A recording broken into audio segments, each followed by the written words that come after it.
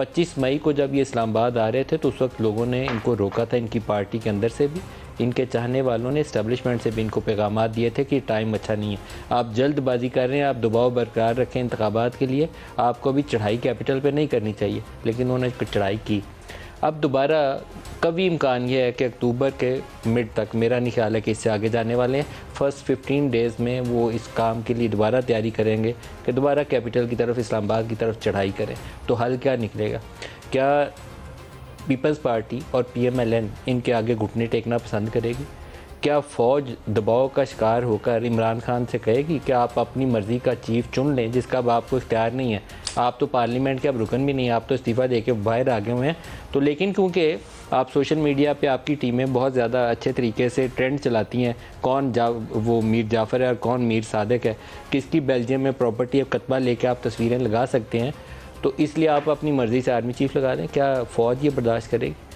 क्या वो लोग जिन्होंने इतनी हैवी एडजस्टमेंट की है, पेनफुल एडजस्टमेंट की है, मिफ्ता इस्माइल ने, PMLN ने उसकी कॉस्ट लिया, स्टूपिड डिसीजन था सियासी लिहाज से। बहरहाल मैं उसको अक्लमंदी के ऊपर मबनी फैसला नहीं कहता था कि अपोजिशन जमातों ने ऐसे वक्त के ऊपर नो कॉन्फिडेंस की जब हैवी कॉस्ट थी इकॉनमी के ऊपर एडजस्टमेंट की, और वो इमरान खान ने करनी थी और वो इन्होंने अपने सर ले ली। तो सज़ा इसको इनकी मिलनी चाहिए जो अदम मकबूलियत की शक्ल में और महंगाई की शक्ल में इनके सर पड़ी है, लेकिन पाकिस्तानी लोगों को भी सज़ा मिल रही है। तो क्या वो लोग चाहेंगे कि सारी एडजस्टमेंट करके, प्रोग्राम बहाल करके, अब इमरान खान का क्योंकि प्रेशर बढ़ा है तो जलसे कर रहे हैं, इमरान खान ने 50 जलसे करनी है तो लेट से नहीं, ये नहीं होगा। लंदन वाली जो मीटिंग है उसकी तफसीलात तो अभी सामने नहीं आई हैं, लेकिन वो ख़ुद से मौजूदा वज़ीर-ए-आज़म शहबाज शरीफ, जितने लूले लंगड़े वज़ीर-ए-आज़म भी हैं, वो वज़ीर-ए-आज़म ही आर्मी चीफ को तैनात करना चाहेंगे और इलेक्शंस वो करवाएंगे सम टाइम नेक्स्ट ईयर। अभी पानी में डूबा हुआ सिंध, पानी में डूबा हुआ बलूचिस्तान, पानी में डूबा हुआ साउथ पंजाब, इलेक्शन का मुतहम्मिल भी नहीं हो सकता। हमें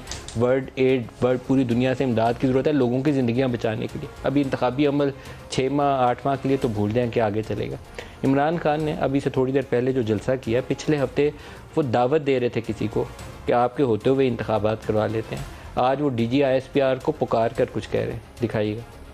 मैं आज अपने DG ISPR से ये जरूर सवाल पूछूंगा कि आपने कम से कम समझ तो जाना था मैं क्या कह रहा हूं। आज सारी कौम मेरे साथ खड़ी है कि इन चोरों को कभी सिलेक्ट नहीं करना चाहिए पाकिस्तान का आर्मी चीफ। तो मैं आज पूछता हूं हर उस गद्दार से कि जिन्होंने पाकिस्तान से ये जुल्म किया है, ये कौम भी आपको माफ नहीं करेगी और अल्लाह भी आपको माफ नहीं करेगा। हर उस गद्दार ने, हर गद्दार से सवाल पूछता हूं जो ये इंपोर्टेड चोरों की हुकूमत जिन्होंने हमारे ऊपर मसलत की। किन खुफिया नंबरों से कौन कॉल कर रहा है, दिखाइएगा। टेलीफोन गुमनाम नंबर से धमकियां देने के लिए वापस धमकियां दो उनको। जो डराता है वापस डराओ उसको। जो मिस्टर X और मिस्टर Y लोगों को धमकियां देते हैं वापस धमकियां दो इनको। ये होते कौन है आपको डराने वाले? ये खुफिया नंबरों से डराना धमकाना कि जी हम ये कर देंगे वो कर देंगे, जो करना करो हम भी करेंगे। एंटी अमेरिकनिज्म, एंटी इस्टेब्लिशमेंट और इस्लाम का नाम लेकर जो कुछ किया जा सकता है इमरान सब कुछ करेंगे।